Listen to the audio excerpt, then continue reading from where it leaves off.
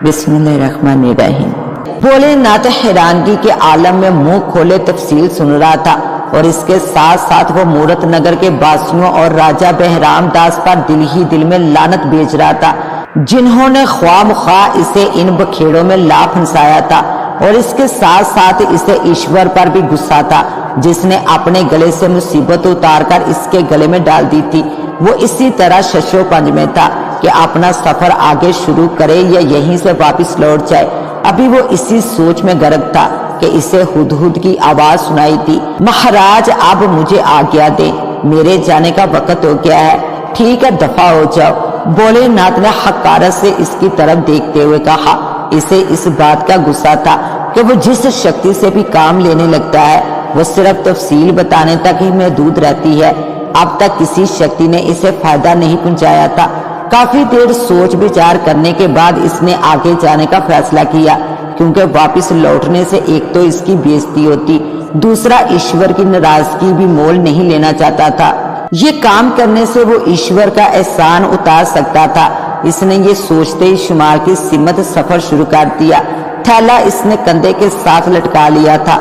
سفری دنیا میں یہ ایک عجیب بات ہے کہ اگر چھوٹی شکتی رکھنے والا اگر کسی بڑی شکتی مان سے کوئی کام لے گا تو اسے اپنی ایک شکتی بلی دان کرنا پڑتی ہے۔ اس سے پہلے وہ ناگ دیوتا سے مدد لے کر اپنی ایک شکتی اسے دان کر چکا تھا۔ اب اسے پیدل چلنا عذاب لگ رہا تھا، حالانکہ وہ اگر چاہتا تو اپنی ایک شکتی دے کر کسی بڑی شکتی مان سے اڑان کلین یا کوئی اور سواری اپنے لیے منگوا سکتا تھا، لیکن یہ سوچ کر اس نے پیدل سفر کرنا مناسب سمجھا کہ ابھی پتہ نہیں اسے کالی پہاڑیوں میں کن حالات میں کون کون سی شکتی سے کام لینا پڑے، اس لیے اس نے پیدل سفر کرنے کو ترجیح دی۔ اس طرح اسے اپنی منزل تک پہنچنے میں کچھ دیر لگ سکتی تھی، مگر اس طرح وہ اپنی ایک شکتی کو بچا سکتا تھا۔ اس نے گرو کو یاد کر کے شمال کی جانب سفر شروع کر دیا، اور اسے اس بات کی بھی فکر تھی کہ 2 روز بعد 14ویں کی رات تھی، اس لیے وہ چاہتا تھا کہ 5 سندر ناریوں کے سروں میں چھٹے سر کا اضافہ نہ ہو سکے، اور اس سے پہلے وہ سادھو کو ہلاک کر کے اس قصے کو پاک کر دے۔ وہ خود بھی اس مسئلے سے اکتا گیا تھا، اس لیے وہ جلد سے جلد اس سے جان چھڑا کر واپس اپنی دنیا میں لوٹ جانا چاہتا تھا۔ اس سے دن رات سفر کرتے دوسرا روز تھا کہ اسے اپنے سامنے ایک گھنا اور بھیانک جنگل دکھائی دیا۔ وہ چلتا ہوا اس میں داخل ہو گیا۔ جنگل میں درخت آپس میں اس طرح جڑے ہوئے تھے کہ ان میں سے سورج کی روشنی تک نہیں آ رہی تھی، جس کی وجہ سے دن کے وقت بھی جنگل میں خوفناک حد تک تاریکی پھیلی ہوئی تھی۔ وہ آہستہ آہستہ چلتا راستہ ٹٹولتا آگے بڑھتا رہا۔ اسے اس بات پر شدید حیرت تھی کہ اس بھیانک جنگل میں اسے کوئی درندہ تک دکھائی نہ دیا تھا، حالانکہ اس طرح کے بھیانک اور خوفناک جنگل میں جانوروں کا پایا جانا یقینی تھا۔ وہ یہی سوچتا ہوا آگے بڑھتا رہا۔ تقریباً 2 گھنٹے تک مسلسل پیدل چلنے کے بعد اسے سامنے کے رخ روشنی دکھائی دی، اور درختوں کی تعداد بھی کہیں کہیں کم تھی، اور اب کہیں کہیں جنگلی گھاس اور جنگلی سیب کی جھاڑیاں دکھائی دینے لگی تھی۔ اس نے ایک جھاڑی سے 2-3 جنگلی سیب توڑے اور انہیں اپنے معدے میں اتار لیا۔ اس سے اسے تازگی کا ایک خوشگوار احساس ہوا۔ وہ جنگل سے نکل آیا۔ اب چاروں طرف روشنی پھیل گئی تھی۔ مسلسل اندھیرے میں چلنے سے ایک دم روشنی میں آنے سے اسے عجیب سا احساس ہوا تھا، اور یہ دیکھ کر اس کی خوشی کی انتہا نہ رہی کہ اس کے سامنے ایک چمکدار دریا ٹھاٹھے مار رہا تھا۔ اس کا سفید سفید پانی جھاگ اڑاتا ہوا بہ رہا تھا، اور اس کا پاٹ کم سے کم 40 فٹ چوڑا ضرور ہوگا۔ وہ دریا کے پانی پر نظریں جمائے اس کی طرف بڑھتا رہا، اور پھر اسے اپنی مطلوبہ چیز مل گئی۔ جس طرف سے پانی کا بہاؤ تھا اس طرف سے اسے پانی کے اندر ایک سرخ لکیر جس کی موٹائی تقریباً 3 انچ ضرور ہوگی ایک پھٹی کی صورت میں بہ رہی تھی۔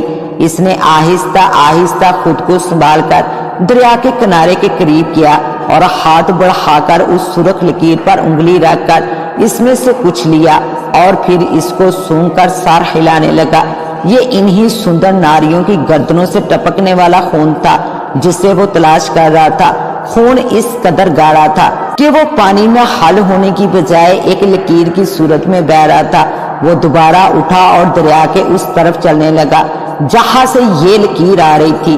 दूर दूर तक किसी जी रूह का नामो निशान तक न था। आसमान पर सूरज अपनी पूरी आबोताब से चमक रहा था। गर्मी की शिद्दत से चरिंद परिंद भी अपने अपने ठिकानों में दबके हुए थे। वो दरिया के साथ साथ चलता काफी दूर निकल आया था। जंगल अब बहुत पीछे रह गया था। मुसलसल पैदल चलने से इसके पांव सूजकर कपा हो गए थे। इसने कुछ देर आराम करने का सोचा और दरिया के दाएं किनारे पर लगे एक बोर्ड के पेड़ के नीचे एक जगह साफ करके थैला अपने सर के नीचे रखकर आंखें मूंद ली और जल्द ही इसकी आंख लग गई। अभी इसे सोए हुए 10 मिनट ही बामुश्किल हुए होंगे कि इसे अपने पाँव में तकलीफ का एहसास हुआ। इसे यूं महसूस हुआ जैसे किसी ने एक तेज धार खंजर इसके पाँव की छोटी उंगली में घसेट दिया हो। इसने हड़बड़ाकर आंखें खोल दी तो इसे हैरत का शदीद तरीन झटका लगा।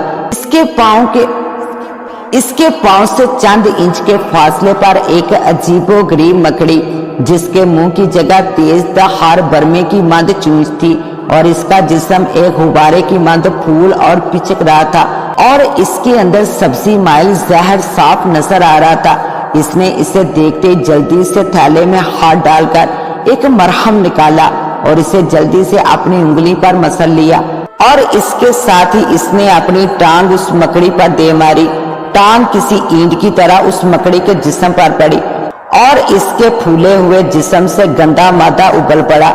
मकड़ी के आसपास जो घास लगी थी इस मादे के लगते ही धुआं बनकर उड़ गई। बोले ना तो हैरानगी की मंद कभी उस मकड़ी की तरफ और कभी राख बनी घास को देख रहा था और दिल ही दिल में गुरु का शुक्र अदा कर रहा था। इसकी बर वक्त आंख खुल गई। इसके पास मरहम भी मौजूद था, वरना इससे आगे वो कुछ ना सोच सका और अब इसने आराम करना मुनासिब न समझा और अपना सफर दोबारा शुरू कर दिया। तकरीबन 5-6 कोस चलने के बाद इसके कानों में किसी आबशार के गिरने की आवाज पड़ी। उस आवाज को सुनते ही इसने अपनी रफ्तार तेज कर दी। वो जल्द से जल्द इस मामले को खत्म करना चाहता था। दाएं तरफ दरख्तों का एक झुंड दिखाई दिया। इसने अपने कदम उस झुंड की जानिब बढ़ा दिए और जब वो इसके नजदीक पहुंचा तो इसे इसके अंदर एक बहुत बड़ा आबशार नीचे जमीन पर गिरता दिखाई दिया। आबशार का पानी भूरे रंग की एक चट्टान से चद्दर की शक्ल में जमीन पर गिर रहा था और इसके गिरने से एक जोरदार आवाज पैदा हो रही थी। आबशार के ऐन ऊपर एक बहुत बड़ा दरख्त नजर आ रहा था जिस पर पेड़े की शक्ल के फल लगे साफ नजर आ रहे थे। दरख्त के ऐन मोटी शाख पर 5 औरतों के सर लटक रहे थे। इनकी चोटियों को बल देकर दरख्त की मोटी शाख के साथ मजबूती से बांध दिया गया था। सर गर्दनों तक कटे हुए थे और इनमें से निकली हुई रगें और नसें दूर से नजर आ रही थी। इनकी गर्दनों से मुसलसल खून टपक कर आबशार के पानी में गिर रहा था। खून के मुसलसल गिरने की वजह से नीचे पानी में खून के जमने से एक चद्दर सी बन गई थी और इसमें से एक पतली सी दहाड़ चश्मे के पानी के साथ बल खाती आगे तक चली गई थी। वो इस पतली दहाड़ के सहारे यहाँ तक पहुँचने में कामयाब हुआ था। इसने अपना थैला एक तरफ रखा और कपड़े उतारकर पानी में घुस गया। चश्मे का पानी ठंडा था। इसे नहायती लुत्फ महसूस हो रहा था। इसने गुस्ल करने के बाद वो कपड़े पहने और थैला हाथ में उठाकर झुंड से बाहर निकल आया। कुछ दूर चलने के बाद इसने मुंह में एक मंत्र पढ़कर फिजा में फूंका तो कहीं से एक हुदहुद नमूदार हुआ और पुकारने लगा, तापदाहारी हाजिर है महाराज। तापदाहारी ये बताओ, तुम्हारे कहने के मुताबिक मैंने सुरख चश्मे से गुस्ल कर लिया है, अब मुझे क्या करना होगा? भोलेनाथ ने इसे देखते ही कहा, महाराज अब आप मशरक की जानब सफर शुरू कर दें। चंद कोस तक चलने के बाद आपको एक वीरान बाग नजर आएगा। उस बाग को अबूर करने के बाद रेतला इलाका शुरू होगा। इसमें आपको एक कच्चा मकान नजर आएगा। उस मकान में एक कुआं है।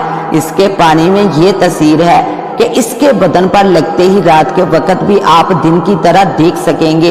इसके अलावा आप क्योंकि सुरख चश्मे से गुस्ल कर चुके हैं, इसलिए आप उस खतरनाक चुड़ैल की नजरों से ओझल रहेंगे। आपको अब मुसलसल 3 रोज तक पैदल सफर करना होगा और रात दिन चलते रहना होगा। इसलिए रात के अंधेरे में देखने के लिए इस कुएं का पानी लाजमी हासिल करना होगा। दूसरी सूरत में महाराज आपको सिर्फ दिन की रोशनी में ही सफर करना होगा।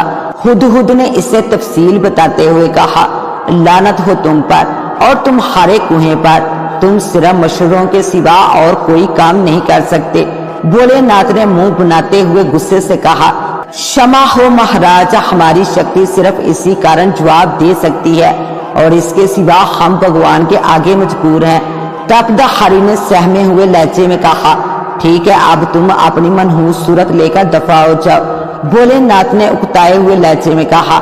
इसकी जुबान से ये अल्फाज निकलते ही हुदहुद गायब हो गया। इसके गायब होते ही भोलेनाथ ने अपना सफर मशरक की जानब शुरू किया और मुसलसल 4 कोस तक चलने के बाद इसे बाग नजर आया जिसमें जा झाड़ जनकार उगा हुआ था। वीरान बाग की हालत से अंदाजा होता था कि इसे इस हालत में सदियां बीत गई हैं।